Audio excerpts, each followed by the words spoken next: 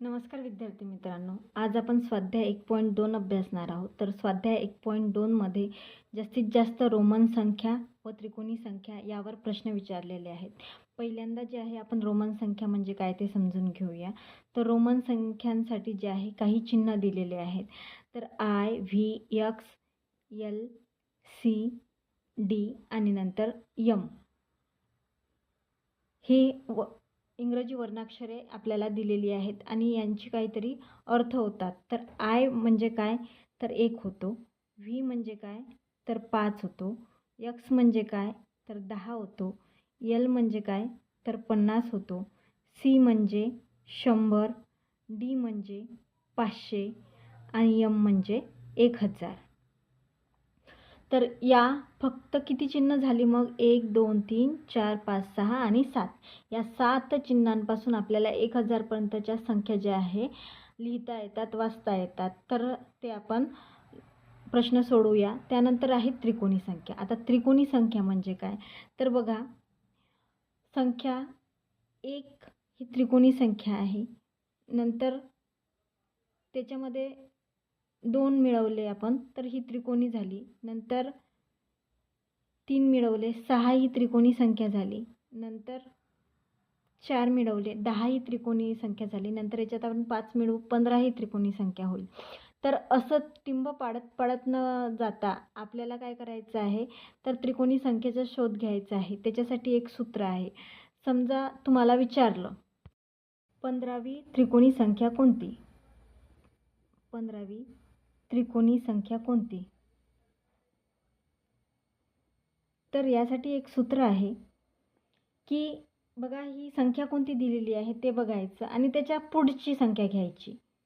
15 पुढची संख्या काय येईल 16 आणि छेदामध्ये 2 करायचा किंवा भागाकार 2 करायचा. मग आता आपल्याला भाग द्यायचा आहे. 2नी 16ला भाग जाईल का तर हो, 2 म्हणून आपण भाग देऊया. 8चा भाग जाईल, 2 16 बरोबर की नाही. मग 15 गुणिले 8, 15 गुणिले 8 किती होतात तर 120 होतात. बघा, 15वी त्रिकोणी संख्या कोणती आली तर 120.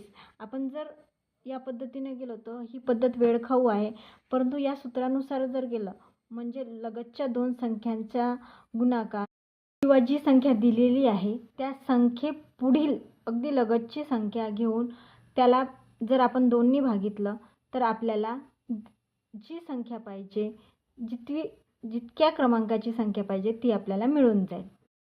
स्वाध्यायातील पहिला प्रश्न आहे, 500 या संख्येला रोमन संख्या चिन्हात कसे लिहिले जाते? तर बघा, तर 500ला इथे डायरेक्ट दिलेला आहे, डी दिलेला आहे, म्हणून जे आहे आपण तिसरा पर्याय गोल करणार आहोत. एलला 50 म्हटले जाते, सीला बोला 100 म्हटले जाते आणि एमला म्हटले जाते 1000 आणि डीला 500. तर आपलं योग्य उत्तर असेल पर्याय क्रमांक 3. नंतर प्रश्न दुसरा आहे, 55 ही संख्या रोमन संख्या चिन्हात कशी लिहितात? तर पहिल्यांदा आपण बघूया. आपल्या सगळं लक्षात आलेलं आहे की आयला 1 म्हणतात, व्हीला 5 म्हणतात, एक्सला 10 म्हणतात, एलला 50 म्हणतात, सीला 100 म्हणतात, डीला 500 म्हणतात, एमला 1000 म्हणतात. तर आता आपल्याला वेगवेगळ्या संख्या मधल्या संख्यासुद्धा विचारतील आणि या 7 ज्या चिन्हांपासून आपण 1000 पर्यंतच्या संख्या तयार करू शकतो. लक्षात आलं ना तुम्हाला? तर आता आपल्याला 55 ही संख्या विचारलेली आहे. तर 55 साठी 50 आणि 5 त्याच्यामध्ये आलेले आहेत. तर एल आणि व्ही हे होणार आहे. बघा, मी तुम्हाला परत सांगते. 55 आता सी कशासाठी दिलेला आहे तर 100 साठी. 100 आणि अधिक 5 किती झाले इथे 105 झाले. नंतर एल साठी दिलेले आहे 50 आणि व्ही साठी दिलेले आहे 5 आणि आपल्याला 55 हेच उत्तर हवं होतं. पर्याय क्रमांक 3 दिलेला आहे.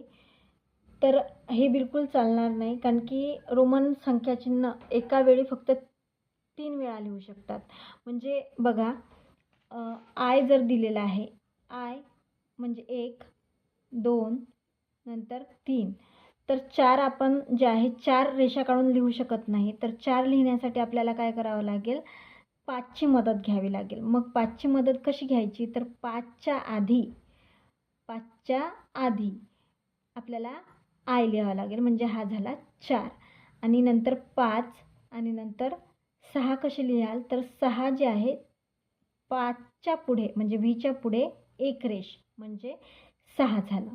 कळलं तुम्हाला? तर अशा पद्धतीने जे आहे आपण फक्त ही जी आपल्याला चिन्ह दिलेली आहे 7, ही 7 चिन्ह फक्त आपण 3च वेळा लिहू शकतो, चौथ्यांदा नाही. तर म्हणून हे आपला जो पर्याय आहे तो पहिलेच आपण बाद करून टाकूया. नंतर जे आहे बघा VL, तर VL हे होणार नाही आहे. तर का बरं? कारण की VL म्हणजे काय, तर पाठीमागे लिहिणे म्हणजे तेवढी संख्या वजा करणे आणि वजा करणे म्हणजे 50मधून 5 वजा करणे, तर 45. तर 45 लिहिण्यासाठी जे आहे आपण संख्याचिन्ह तयार करू शकतो. कसं बरं? तर 50 म्हणजे बघा 50 म्हणजे L, बरोबर आहे की नाही? तर 50 म्हणजे L, मग त्याच्या पाठीमागे आपल्याला काय लिहावं लागेल, 40साठी X लिहावं लागेल, वजा केला आपण. आणि जे आहे त्याच्या पुढे जे आहे म्हणजे हे 40 झाले आणि त्याच्या पुढे आपण V लिहू शकतो. अशा पद्धतीने आपण 45 ही संख्या लिहू शकतो. CCXIX ही संख्या आंतरराष्ट्रीय संख्या चिन्हात कशी लिहाल असा प्रश्न विचारलेला आहे आणि इथे पर्याय दिलेले आहे 219, 529, 221 आणि 219. तर बघा CC म्हणजे काय, तर C आणि C म्हणजे 100. C दोनदा लिहिलं म्हणजे इथे झाले 200. ठीक आहे. नंतर X आलेला आहे. X म्हणजे काय, तर X म्हणजे 10 म्हणजे 210 झाले आणि इथे Xच्या पूर्वी जे आहे, Xच्या आधी जे आहे I आलेला आहे म्हणजे इथे 9 आहे. मग आता 219 असं होईल हे, जो की पर्याय क्रमांक 4 आपला बरोबर असेल. पुढील प्रश्न आहे, पुढीलपैकी संख्यांची चुकीची जोडी कोणती असं विचारलेलं आहे. तर बघा 4साठी I आणि V तर बरोबर आहे, अगदी बरोबर आहे. आणि 6साठी V नंतर I आलेला अगदी बरोबर आहे. आता तिसऱ्या क्रमांकाचा पर्याय हा आपल्याला V आणि V 15 बरोबर की नाही, 5 5 आणि 5 असे आपण मिळून जे आहे 15 म्हणू शकतो का, तर नाही, ही अगदी चूक आहे. समोरचा पर्याय आपण बघूया X आणि V, तर हे किती झाले 10 नी 10 20 आणि 10 25, इथे 25 झाले, हे अगदी बरोबर आहे. हा पर्यायसुद्धा बरोबर आहे. मग तुम्ही सुरुवातीला एक नियम सांगितला होता की कोणतीही संख्याचिन्ह ही 3 वेळा लिहू शकतो, तर त्याच्यासाठी सुद्धा एक अट आहे बाळांनो. तर कोणतं, तर बघा फक्त 4च संख्याचिन्ह जे आहेत आपण 3 वेळा वापरू शकतो. हे इथे नोट करा किंवा तुमच्या ज्या आहे डिक्शनरीमध्ये लिहून घ्या की I नंतर जे आहे X म्हणजे 10, C म्हणजे 100 आणि M म्हणजे 1000. हेच संख्याचिन्ह जे आहे आपण 3 वेळा वापरू शकतो. स्वतंत्र 15साठी म्हणजे इथे जर आपण 15 म्हटले तर स्वतंत्र 15साठी जे आहे आपण X आणि V हा पर्याय जर आपल्याकडे आला असता तर तो बरोबर असता.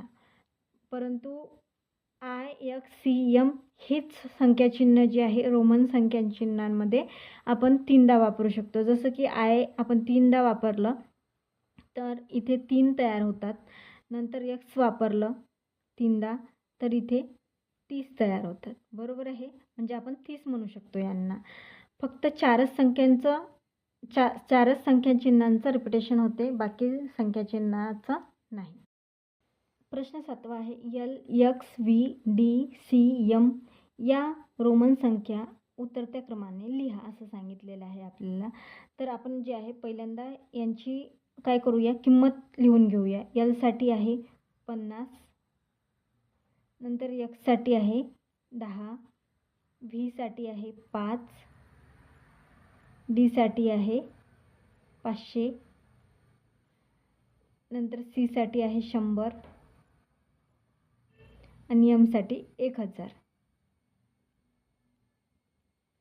आता आपल्याला काय करायचं आहे, तर उतरत्या क्रमाने लिहायचं आहे, म्हणजे आपल्याला खाली जायचं आहे. मोठी संख्या पहिल्यांदा लिहायची आहे. तर आपल्याला कसं होईल, मोठी संख्या कोणती आहे, सगळ्यात मोठी संख्या, तर 1000 म्हणजे M लिहूया आपण पहिल्यांदा. नंतर कोण आहे, नंतर आहे 500, नंतर D लिहूया. नंतर कोण आहे तर सी, सी म्हणजे 100. नंतर 50, 50साठी यल, नंतर यक्स आणि नंतर व्ही. तर असा पर्याय आपण शोधायचा आहे आणि तो मला तुम्ही कमेंट बॉक्समध्ये सांगा की 7व्या क्रमांकाचा पर्याय कोणता आहे. 7 लिहून जे आहे तुम्ही तुमचा पर्याय कमेंट बॉक्समध्ये लिहा. ओके. प्रश्न 8वा आहे सरळ रूप द्या. यम छेदामध्ये डी दिलेला आहे आणि गुणेला सी दिलेला आहे. तर आपल्याला याला काय द्यायचं आहे, सरळ रूप द्यायचं आहे. पहिल्यांदा आपण संख्या चिन्ह जे आहे आंतरराष्ट्रीय स्वरूपात लिहून घेऊया. यमसाठी काय आहे तर 1000, डीसाठी काय आहे तर 500 आणि सीसाठी काय आहे तर 100. आपण एक काम करूया की 0 कट करून घेऊया. या ठिकाणी तुम्हाला असं जर कळत नसेल तर आपण काय करूया, दोन्ही भाग समान करूया. 100/1 जरी केलं तरी चालतं. म्हणजे जिथे छेद नसेल तिथे आपण नेहमी छेद काय द्यायचा, 1 द्यायचा. म्हणजे बरेच विद्यार्थ्यांना कळत नाही की बुवा असा गुणाकार कसा करायचा. तर या ठिकाणी 100 अंश आहे, 1 छेद आहे. इथे 1000 अंश आहे, इथे 500 छेद आहे. तर आता तिरपा गुणाकार करायचा आपण. तर तिरपा गुणाकार करण्यासाठी जे आहे 0 कट करू शकतो आपण. 2 0 कट केले म्हणजे इथे 1 कटला. तर आता आपल्याला काय करायचं आहे, फक्त यांचाच भागाकार करायचा आहे. तर 5च्या पाढा जो आहे 5 दोन्ही 10. किती शून्य राहिलेले आहेत तर 2 शून्य राहिलेले आहेत, ते आपण वरती लिहून घेऊया. म्हणजे आपलं उत्तर जे आहे 200 येणार आहे. आणि 200 पर्याय असलेला पर्याय कोणता आहे तर चौथा. कारण की सी म्हणजे काय होते 200 होते. आता यल म्हणजे काय तर 50, डी म्हणजे काय तर 500 आणि सी डी म्हणजे काय, सी म्हणजे 100 आणि डी म्हणजे 500. तर हे जे आहे सी डी म्हणजे काय 400 होणार. बघा डी म्हणजे 500 आणि 500च्या आधी जे आहे सी आलेला आहे. म्हणजे 500च्या पूर्वी जे आहे सी आलेला आहे. म्हणजे तो जे आहे आधी आलेला आहे. म्हणून 500 वजा 100 बरोबर इथे जे आहे सी डी म्हणजे 400 होणार आहे. म्हणून जे आहे आपलं उत्तर जे आहे सी म्हणजेच पर्याय क्रमांक 4 असेल. 9वा प्रश्न आहे. आता घड्याळात 9:15 वाजले आहेत. 10 मिनिटानंतर मिनिट काटा कोणत्या अंकावर असेल. फार सोपा प्रश्न आहे. 9:15 म्हणजे किती सांगा, 8:45 बरोबर आहे. 8:45 जे आहे म्हणजेच घड्याळात जे आहे या ठिकाणी 8:45 म्हणजे मिनिट काटा कुठे असेल बरं तर मिनिट काटा हा 9वर असेल. 3, 12 आणि इथे जे आहे 6. तर मिनिट काटा जो आहे तो 9वर असेल. आता 10 मिनिटांनी सांगितलेलं आहे, 10 मिनिटं म्हटलेलं आहे. म्हणजेच इथे किती आपण 10 मिनिटं ॲड करूया. इथे 8:45मध्ये 10 मिनिट 5, 5 आणि 8:55 होतील. बरोबर आहे की नाही 10 मिनिटानंतर. तर 8:55ला किती मिनिट काटा जो आहे कोणत्या अंकावर असेल असं विचारलेलं आहे. म्हणजे इथे रोमन अंक आहेत असं आपण समजूया. 12च्या ठिकाणी जे आहे तर यक्स आणि 2 रेषा, नंतर 3च्या ठिकाणी 3 रेषा, नंतर 6 जे आहे व्ही आय, नंतर 9 जे आहे आय यक्स. तर इथे जे आहे 9च्या नंतर काय येणार आहे 10. 9च्या नंतर येणार आहे 10. हे झाले 5 मिनिटं. आणि जे आहे 11. तर 11 जे आहे यक्स आणि आय. तर बघा यक्स आणि आय हा पर्याय कुठे आहे तर पर्याय क्रमांक 2मध्ये जे आहे यक्स आणि आय बरोबर 11 होईल. तर म्हणून जे आहे आपला मिनिट काटा या 11 या अंकावर असेल. ओके. प्रश्न 10वा आहे. सभागृहातील एका रांगेत एक्स व्ही आय म्हणजेच किती तर एक्स म्हणजे 20, 25, 25 आणि 2 27. ओके. नंतर इथून सुरुवात झाली म्हणजे 27 पासून सुरुवात झालेली आहे. नंतर एक्स व्ही आय म्हणजेच काय 50, 60, 65 आणि 66. 66 पर्यंत जे आहे आसन क्रमांक आहेत. तर त्या रांगेत एकूण किती आसने आहेत असं विचारलेलं आहे. आता 27 पासून सुरू झालेलं आहे आणि 66 पर्यंत जे आहे आहेत आसन आहेत. मग आपल्याला किती आसन आहेत ते बघायचं आहे. तर आपण काय करूया, पहिल्यांदा 66मधून 27 वजा करूया. 66 वजा 27. तर या ठिकाणी जे आहे 9 उरतील आणि इथे हातचा दिला, 6मधून 3 गेले 3, 39 असणं आपले होत आहे. म्हणजे वजाबाकी जर केले तर, पण आपण वजा केलं त्याच्यामुळे 39 येत आहे आणि इथे उत्तर पण 39 आहे. पण 39 हे उत्तर जे आहे थोडंसं चुकीचं आहे. कारण की आपण जेव्हा मोजतो म्हणजे गिनती करतो तेव्हा 27ला पण आपल्याला धरावं लागेल. तर म्हणून 39 अधिक 1 करायचं म्हणजे आपल्याकडे उत्तर किती येईल, 40. म्हणजेच आपला त्या ठिकाणी जे आहे सभागृहात किती आसन असतील, तर एका त्या रांगेत 40 आसन असतील. ठीक आहे. प्रश्न 11वा आहे, रोमन संख्या चिन्हानुसार यम वजा डी भागेला यल बरोबर किती असं विचारलेलं आहे आणि इथे पर्याय दिलेले आहेत. आता यम म्हणजे किती, तर 1000, वजाचे चिन्ह जसं तसं लिहायचं. डी बरोबर किती, 500, भागेला चिन्ह जसं तसं लिहूया. यल म्हणजे किती, 50. तर आता बघा कसं सोडवायचं. तर पहिल्यांदा आपण जे आहे भागाकार करायचा, कंचे भागू बेव. तर मग जे आहे आपण भागाकार करूया. तर 500 भागेला 50 जर आपण केलं तर उत्तर काय येणार आहे बघा. 0 0 कट करून घेऊया आणि या 5ला जर या 5ने या 50ला भागलं तर उत्तर किती येणार आहे, तर 5 1 5 आणि 0 जसं तसं म्हणजे 10 हे उत्तर येणार आहे. म्हणजे आपण जे आहे 1000 वजा 10 जर केलं तर आपल्याकडे उत्तर किती येणार आहे, 990 हे उत्तर येणार आहे, जो की पर्याय क्रमांक 4 हा आपला बरोबर असेल. नंतरचा 12वा प्रश्न पण त्याच प्रकारचा आहे. रोमन संख्या चिन्हानुसार इथे जे आहे 17 होतील. इथे 17 अधिक 9 वजा 4 अधिक 100 असं सरळ सरळ लिहून घ्यायचं. गणित सोपं करायचे. तर 17 अधिक 9 किती होतात, 17 अधिक 9 होतात 26. 26 वजा 4 किती होतात, 26 वजा 4 अधिक 100. परत तुमच्यासाठी स्टेप लिहिते मी. 26 वजा 4 किती होतात, तर 22. 22 अधिक 100, 22 अधिक जे आहे 100 किती होतात, तर 22 अधिक 100 जे आहे 122 होतात, जो की पर्याय क्रमांक 2 हा आपला बरोबर असेल. प्रश्न 13वा आहे, 2.5 लाख ही संख्या देवनागरी संख्या चिन्हात कशी लिहितात. बघा आपल्याला म्हटलेलं आहे देवनागरी संख्या चिन्हात. मग आपण पर्याय बघूया आणि पर्यायातून पहिल्यांदा जे आहे शोधण्याचा प्रयत्न करूया. तर आपण जर पर्यायांना मोजलं तर सर्व पर्याय आपल्याला काय दिसत आहे, सारखे. म्हणजे अंक जे आहे सर्व 1 2 3 4 5 6 एवढे दिलेले आहेत प्रत्येक ठिकाणी. कारण की मी जे आहे पर्याय एकाखाली एकच लिहिलेले आहेत, म्हणून ते आपल्याला शोधण्यास सोपं जात आहे. पहिल्यांदा आपण देवनागरी संख्या चिन्हात देवनागरी संख्या चिन्ह कुठे आहे ते बघूया. देवनागरी संख्या चिन्ह म्हणजे काय, मराठी अंक. तर पर्याय क्रमांक 1 आणि पर्याय क्रमांक 4 इथे जे आहे देवनागरी संख्या चिन्ह आहे. बाकी 2 ठिकाणी नाही आहे, ती आंतरराष्ट्रीय आहे. मग जे आहे आपल्याकडे पर्याय फक्त 2च आहे. आता 2.5 लाख म्हटलेलं आहे. 2.5 कसे असतात, कसे लिहितो आपण, तर 2 आणि 1/2 म्हणजे 2.5 होतात. आता याला जर या 2ने जर याला आपण भाग दिला तर 0.5 येते. 0.5 येते. मग या 2ला जर आपण याच्यामध्ये ॲड केलं, पूर्ण 2ला ॲड केलं तर 2.5 येते. म्हणजेच जे आहे आपल्याला 2 आणि 5 हा अंक हवा आहे.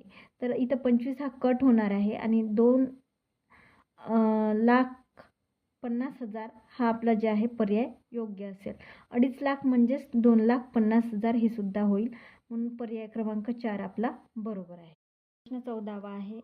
बघा आपण संख्या वाचूया. 3,85,869 या संख्येतील हजारच्या स्थानावरील अंक आंतरराष्ट्रीय संख्या चिन्हात कसं लिहाल असं सांगितलेलं आहे. हजारच्या स्थानचं विचारलेलं आहे. एकक, दशक, शतक आणि हजार. 5 तर अगदी सोपा होता पर्याय क्रमांक 2. प्रश्न 15वा आहे. 7 अंकी सर्वात मोठी समसंख्या आंतरराष्ट्रीय संख्या चिन्हात कसा लिहाल असं म्हटलेलं आहे. सगळ्यात पहिल्यांदा आपल्याला 1 ते 9 पर्यंतचे अंक व्यवस्थित माहिती असणे आवश्यक आहेत. आता याच्यापैकी हे इथे अंक लिहिलेले आहे 1 ते 9 पर्यंत. याच्यापैकी सर्वात लहान अंक कोणता आहे बाळांनो, तर सर्वात लहान अंक आहे 1 आणि सर्वात मोठा अंक कोणता आहे, तर 9. हे झाले एक अंकी. आता 2 अंकी जर म्हटले आपण तर सर्वात लहान 2 अंकी संख्या कोणती असेल तर 10 आणि सर्वात मोठी 2 अंकी संख्या कोणती आहे 99. त्याचप्रमाणे 3 अंकी जी आहे ती सर्वात लहान जी आहे ती 100 होईल आणि सर्वात मोठी जी आहे 999 होईल. 4 अंकी 1000 होईल आणि 4 अंकी सर्वात मोठी 9999 होईल. 5 अंकी जी आहे 10,000 होईल, सर्वात लहान 10,000 होईल आणि सर्वात मोठी जी आहे 99,999 होईल. 6 अंकी जी आहे 1,00,000 होईल आणि इथे सर्वात मोठी जी आहे 9,99,999 होईल.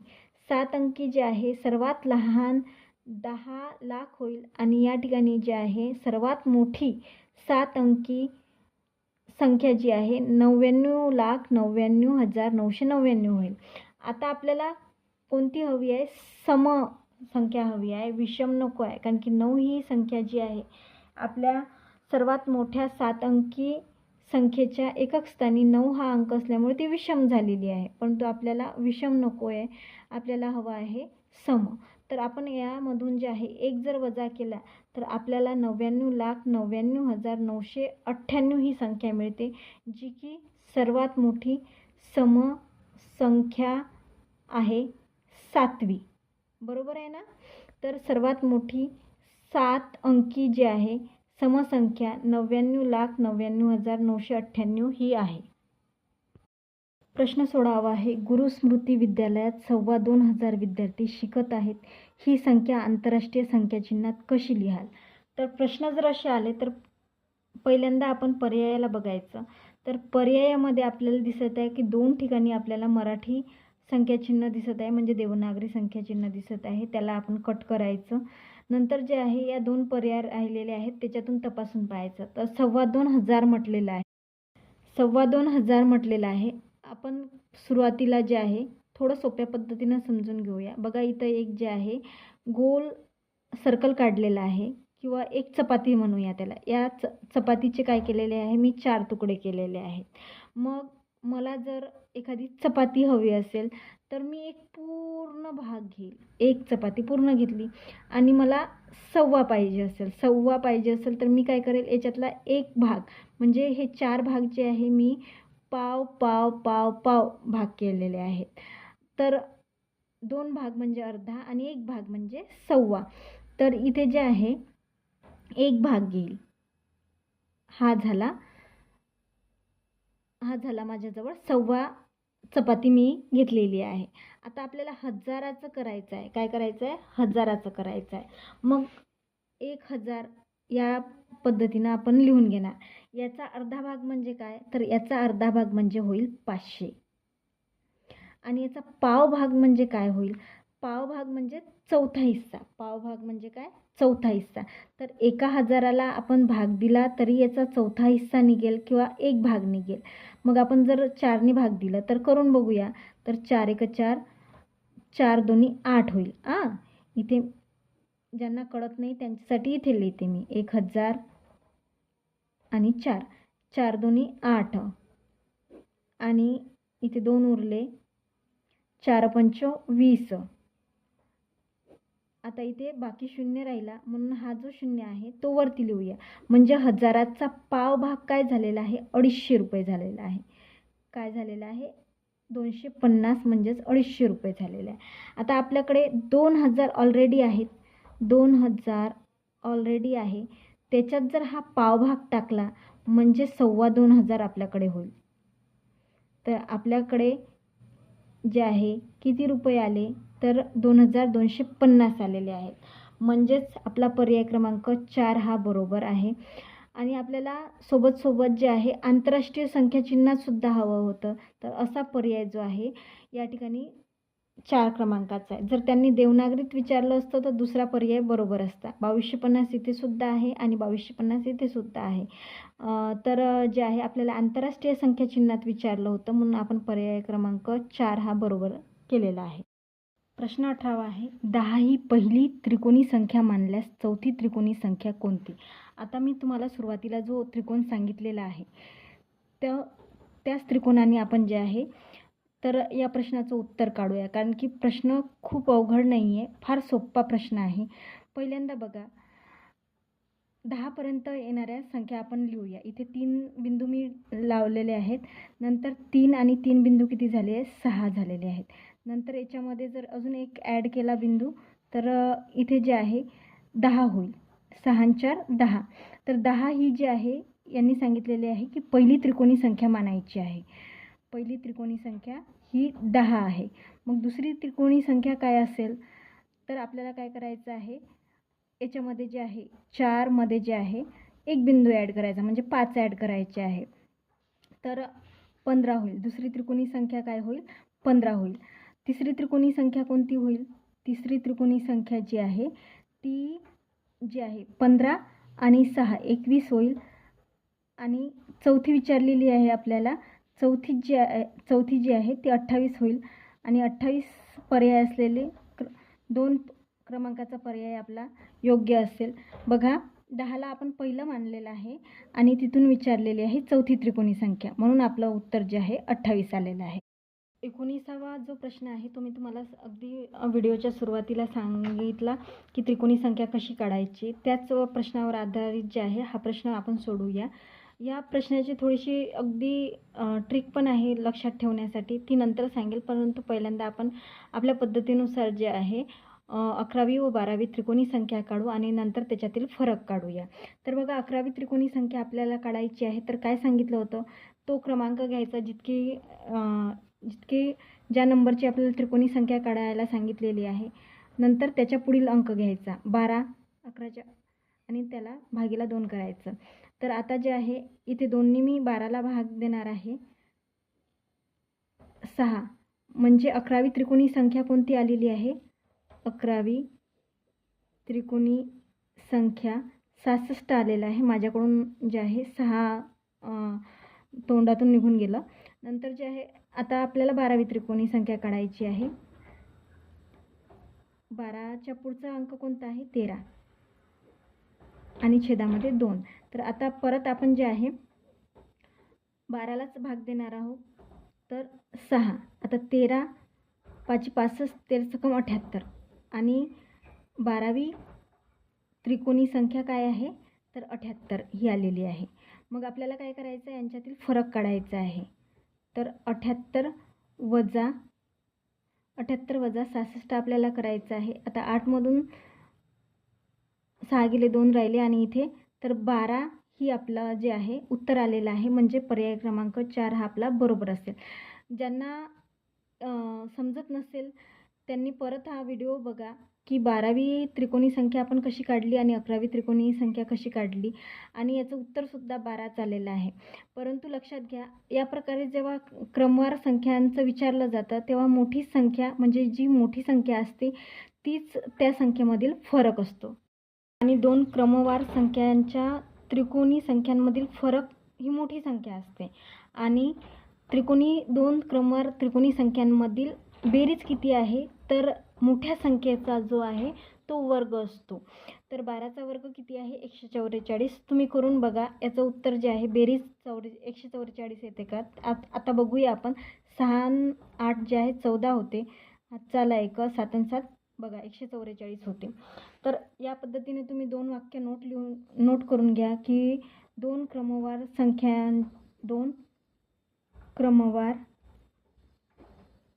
संख्यांमधील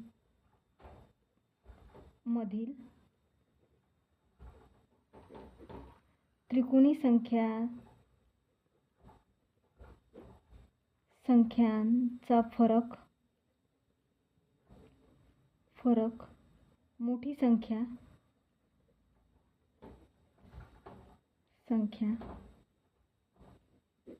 असते. हे वाक्य कायम लक्षात ठेवा. आणि परत हेच वाक्य आपण लिहूया. फक्त मी इथे बेरीज लिहिते कारण की आता मला जागा नाही आहे. फरक म्हणजे काय? वजाबाकी. हे पण लक्षात ठेवा. आणि इथे जे आहे पूर्ण वाक्य जसंच्या तसं, फक्त या ठिकाणी फरकच्या ठिकाणी जे आहे बेरीज लिहा. बेरीज मोठ्या संख्येचा वर्ग असतो. ओके, व्यवस्थित नोट करून घ्या. आता 21वा प्रश्न तोच आहे. 9व्या व 10व्या त्रिकोणी संख्यांची बेरीज किती आहे? पहिल्यांदा आपण आपल्या मेथडनी काढूया की 9वी त्रिकोणी संख्या कोणती आहे. बघा, 9वी त्रिकोणी संख्या जी आहे ते काढण्यासाठी आपल्याला काय करावं लागेल, त्याच्या पुढील संख्या घ्यावी लागेल. मग आपली 9वी त्रिकोणी संख्या निघेल तर 5 येईल आणि इथे जे आहे 45. तर 9वी त्रिकोणी संख्या काय आलेली आहे? त्रिकोणी संख्या 45 आलेली आहे. आता आपल्याला 10वी त्रिकोणी संख्या काढायची आहे. तर 10वी त्रिकोणी संख्या काढण्यासाठी आपल्याला काय करावं लागेल, पुढील संख्या घ्यावी लागेल 5 आणि इथे 55.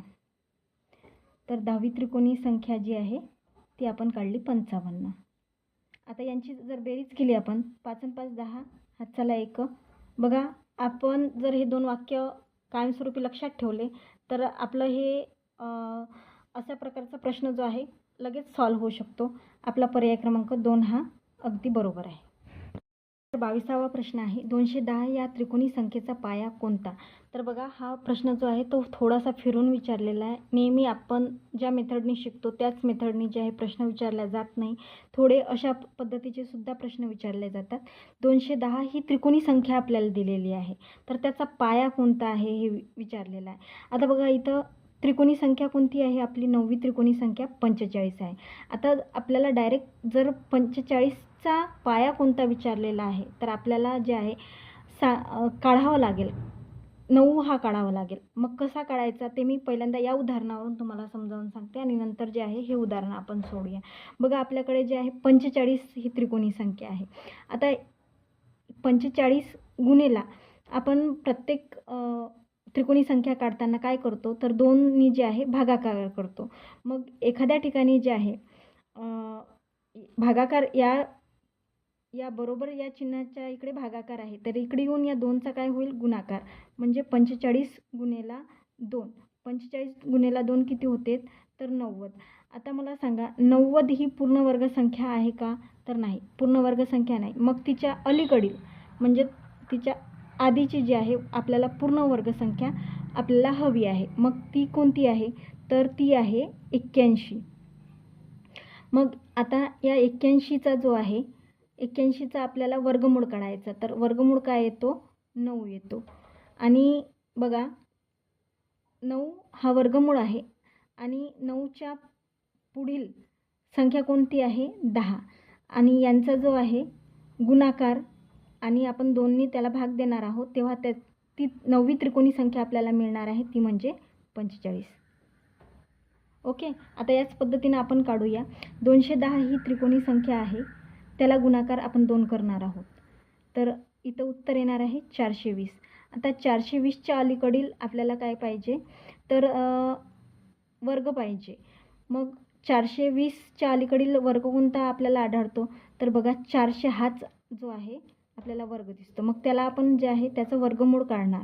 त्याचं 400चं वर्गमूळ काय आहे, 20. तर 20 हा जो आहे आपला 210चा काय आहे, पाया आहे. आपल्याला बघायचं आहे गुणाकार आपलं 210 येतो का, तर जे आहे आपल्याला पुढील संख्या घेऊन त्याचा भागाकार 2 करायचा आहे, 10.